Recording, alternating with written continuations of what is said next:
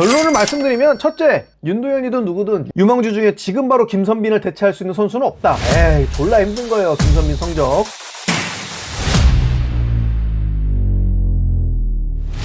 3일전을 맞아 공휴일인데 안타깝게도 오후 1시에 열린 기아와 삼성라이온즈의 연습 경기가 오키나와 현지 우천 문제로 취소됐어요. 마침 윤영철이 선발 투수로 예정돼 있었는데 저도 무척 안타까워요. 미국 드라이브인인가요? 그 효과로 지금 영철이가 142km를 던진다더라. 막 핑크빛 소문이 자자했던 차라 저도 설레발 한 발 장전하고 대기 타고 있었는데 네, 우천 취소 안타깝습니다. 조회수를 달달하게 빨 수 있는 절호의 찬스였는데 무산됐어요. 어그로 잔뜩 끌 수 있는 썸네일 구상까지 다 맞췄는데, 그래서 오늘은 이번 시즌 앞두고 FA 계약 3년 30억에 도장 찍은 이루수 김선빈의 향후 성적에 대한 막연한 예측, 개인적인 생각을 말씀드리려고 해요. 당연히 어디까지나 전문성과 권위라고는 1도 없는 일개 유튜버로서 제 의견이니까 태클은 무한 환영입니다. 백태클은 좀 살살. 요즘 오키나와의 왕자, 네, 윤도현, 이 선수가 잘하니까 벌써부터 누구 내리고 우리 도현이 써라 이런 이야기가 많아요. 막 오지게 행복 회로를 막 돌리는 거야. 근데 소설이 너무 구체적이야. 무슨 박찬호가 곧 FA니까 도영이 유격수 보내고 도현이를 3루 써라, 박찬호 이적 대비해야 한다, 김선빈이 유리몸인데 이제 윤도현 2루 받고 써라, 이런 거 커뮤니티에 막 써제끼는 분들 많은데 이분들 머릿속에는 찬호 벌써 우리 팀 아니고 선빈이는 이미 텀을 은퇴해야 해. 제발 참 작작하세요. 아무리 팬이 가지고 있는 권리가 자유로운 의사발언에 있다고 하지만 한 선수의 팬이라면 모를까, 기아 타이거즈라는 팀의 팬을 자처하면서 저런 이야기를 막 하는 건 되게 선 넘는 거라고 저는 봅니다. 그런 분들은 제발 혼자 모바일 야구 매니저 게임 하세요. 영화 머니볼에서 세이버 매트릭스를 기반으로 한 선수 기용이 화제가 되면서 데이터 기반의 구단 운영이 화제가 됐고 본격 방구석 전문가들의 목소리가 커졌는데, 저도 일개 유튜버로서 잘난 척 씨부리고 있지만 프로야구가 데이터 싸움이 전부가 아니에요. 데이터에 기반한 전략 수립은 필요하지만 결국 경기장에서 그 데이터를 만들어내는 건 사람이다. 사람은 감정이 있고 자존심이 있어요. 그리고 선수 개개인은 개별 사업자고 구단과 계약 관계에 있지만 엄연히 선수는 팀이라는 집단에 속해 있고, 또 프로야구 10개 팀 모든 선수들은 넓게 보면 동업자예요. 그런데 기아는 가만 보니까 유망주 하나 쓴다고 멀쩡히 성적 잘 내는 베테랑 FA가 막 내치네? 반대로 FA 앞둔 투수 잡을 자신 없으니까 불펜 100이닝 돌려서 막 팔 갈아버려. 이런 소문 돈다고 가정해보세요. FA 앞둔 선수들이 기아 오려고 하겠어요? 외부형 기분 고사하고 당장 팀 내 분위기 씹창나는 건 너무나 당연한 거 아니겠냐고요. 누가 이런 프랜차이즈에 미쳤다고 충성하고 최선을 다하겠어? 그냥 적당히 꿀 빨다가 기회 올 때마다 이적각 때리지. 단순히 세대 교체라는 명분으로 피땀 흘려 얻은 자리를 납득할 수 없는 이유로 새까만 후배에게 막 넘겨준다? 이건 선수 당사자는 물론이고 선수단도 납득할 수 없는 미친 짓입니다. 팀 분위기 아작나고 날아가는 거예요. 이런 결단을 하는 프론트나 감독의 권위를 선수들이 인정하겠어요? 어차피 시즌을 치르면서 세대 교체는 자연스럽게 일어나게 돼 있어요. 야구라는 종목 얼마나 잔인합니까? 매일 경기 있고 그 경기의 성적에 따라 데이터가 착착 나오죠. 선수 가치가 한우 한동 마냥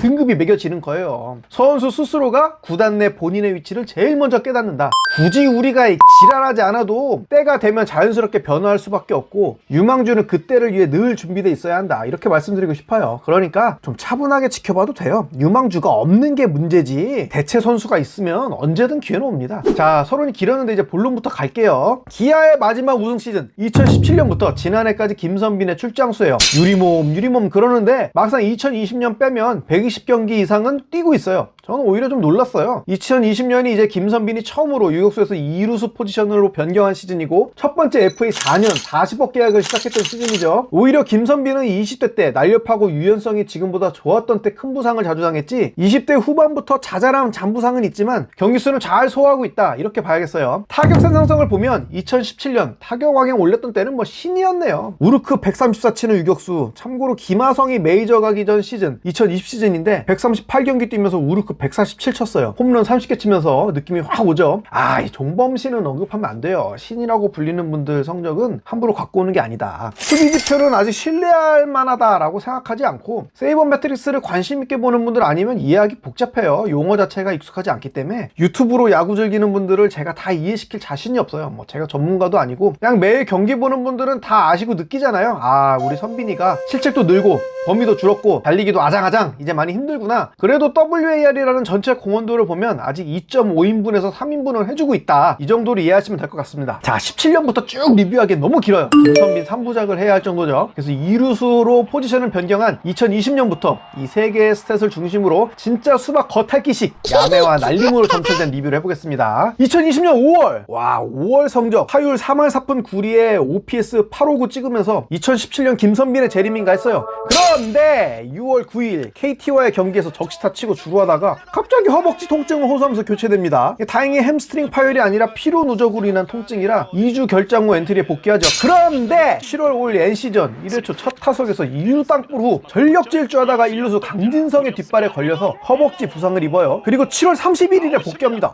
회복력이 빨라. 그런데 8월 11일 LG 트윈스와의 잠실 경기에서 기가 막힌 수비를 보여줍니다. 이거 아무도 잡을 수 없는 말 그대로 버뮤다 삼각지대에 떨어지는 공을 와다다다다다 달려가 슬라이드 캐치. 정말 어마어마합니다. 그래서 누가 김선빈 보고 뜬공 처리 불안하다고 하는 겁니까?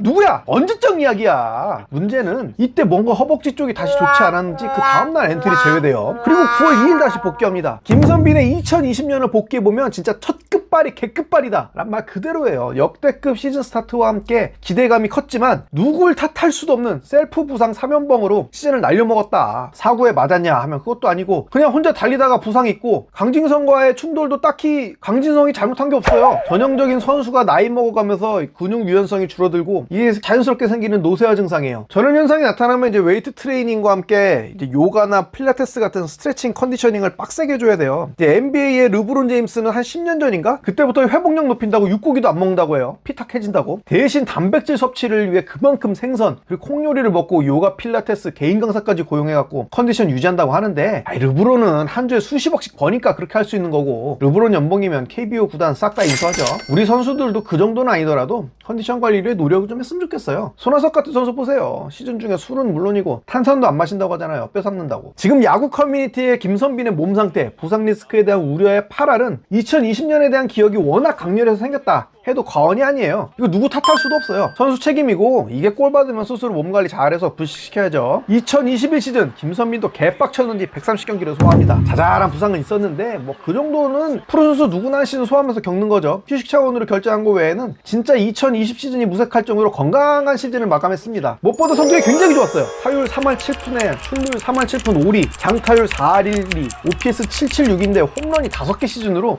시즌 홈런 개인 커리어 하이타이 시즌이었습니다. 김선빈 5홈런 시즌이 총 3번이에요. 2012 시즌, 2017 시즌, 그리고 2021 시즌, 그리고 2루타 32개로 이건 개인 커리어 하이. 김선빈은 극단적인 똑딱이가 아니에요. 코어에 힘이 좋은 선수입니다. 비거리를 만들 줄 아는 선수죠. 근데 진짜 악마 같은 능력은 선구안. 나이를 먹으면서 선수의 동체 시력과 협응력이 줄어들면서 컨택률이 나락으로 가는 건 어쩔 수가 없어요. 그래도 이 선수가 적어도 타석에서는 급격한 에이징 커브가 없을 거라 기대하는 이유가, 선구안, 공을 골라내는 능력은 제일 오래까지 유지할 수 있기 때문이에요. 한 시즌 선진을 39번 당하는 동안 얻어낸 볼넷이 56개, 볼산비가 1.4, 경이로운 숫자예요. 투수 입장에서는 돌아버리는 거지. 가운데 던지면 툭툭 쳐서 안타 만들고 보더라인 피칭했는데 스트라이크면 커트, 볼이면 안 쳐. 봄처럼 삼진을 당하지 않는다. 무서운 재능충입니다. 이때 한창 야구 커뮤니티에 돌았던 짤이 있죠. 서준이가 아빠 저 아저씨들을 왜 연습해? 선빈이가 서준아 저 아저씨들은 천재가 아니잖아. 나지완을 비롯해 타이거즈 동료들이 김선빈의 적은 훈련량에 대해서 절반은 까고 또 절반은 아니 저렇게 야구하는데 어떻게 그렇게 잘하는 거야? 막 놀라워하는 인터뷰 증언이 많은데, 그걸 팬들이 듣고 저 짤을 이용해 많이 놀았어요. 근데 선수마다 컨디셔닝 방법이 다 달라요. 특히 야구 같은 데일리 스포츠는 무조건 몸을 조지고 훈련 많이 하는 게 정답이 아니에요. 선수마다 체질이 전부 다르고 컨디션을 유지하는 방법이 다르기 때문에 저 선수는 저렇게 열심히 하는데 왜 쟤는 훈련 안 해? 그거 갖고 방구석에 있는 우리가 뭐라 깔 수 있는 건 아니다. 성적에 대한 책임 선수가 지는 것처럼 자기 몸 상태를 가장 잘하는 것도 선수고, 거기에 대해 당사자가 아닌 팬이 함부로 이래라 저래라 하는 것도 상관없는 거예요. 아무튼 김선빈은 2021년 우르크 116, WAR 3.41을 기록하면서 하나이글스 정은원, 롯데자이언츠의 안치홍과 함께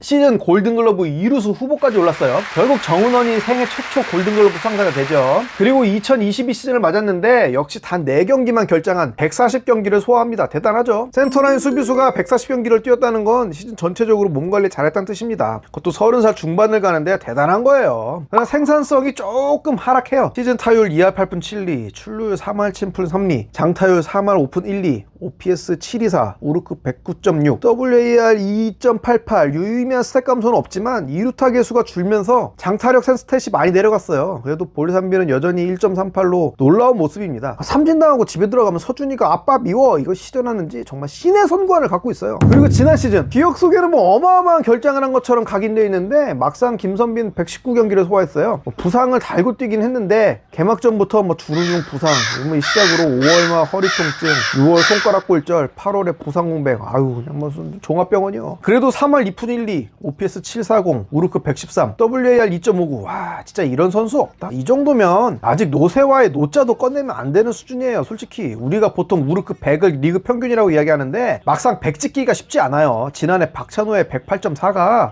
진짜 대단한 기록입니다. 지난 시즌 110경기를 소화한 야수 중에 김선빈이 우르크 30위에 올랐어요. 1위 노시환이 159.3, MVP 후보였죠. 10위가 전준우 140.8, 21위가 추신수 123, 3위가 이제 김선빈인데 113. 짱깨식으로 따지면 이제 어느 팀에 가든 세 손가락 안에 든 타격 생산성의 소유자라는 뜻입니다. 김선빈 팬들 그리고 기아 팬들 자부심 가져도 좋아요. 이런 선수가 우리 팀 이루수야. 대신 수비에 대한 불만은 분명히 있어요. 아마 상당수 김선빈의 몸 상태에 대한 우려는 이 부분에 대한 거라고 생각하는데 이거 저도 뭐 동의해요. 이미 유격수를 보다 이루수로 포지션을 변경했고 줄어든 범위 문제는 눈만 달려있으면 다 확인할 수 있을 만큼 심각하죠. 그래서 이제는 무리하게 막 130경기, 140경기씩 출장시키기보다는 2021년을 기준으로 삼아서 110에서 120경기를 목표로 하고 타격 생산성을 극대화하는 게 부상 리스크도 줄이고 김선빈이 갖고 있는 장점을 극대화하는 게 어떤가 개인적으로 생각을 갖고 있어요. 이제는 이 정도로 타협하는 게 현실적이지 않나 싶습니다. 특히 이제 플랜 B가 김규성이 아니잖아요. 윤도현이나 박민같이 제법 긁어볼 만한 카드가 생겼다. 대신에 이제 여기에는 필요 조건이 있죠. 팀 성적이 좋아야 한다. 주전 멤버를 벤치에 앉혀두기 위해서는 팀이 순항해야 돼요. 특히 이번 시즌처럼 막 미디어에서 기아 우승각이네 막 온갖 설레발이 난무하는데 초반에 막 팀이 개판이야.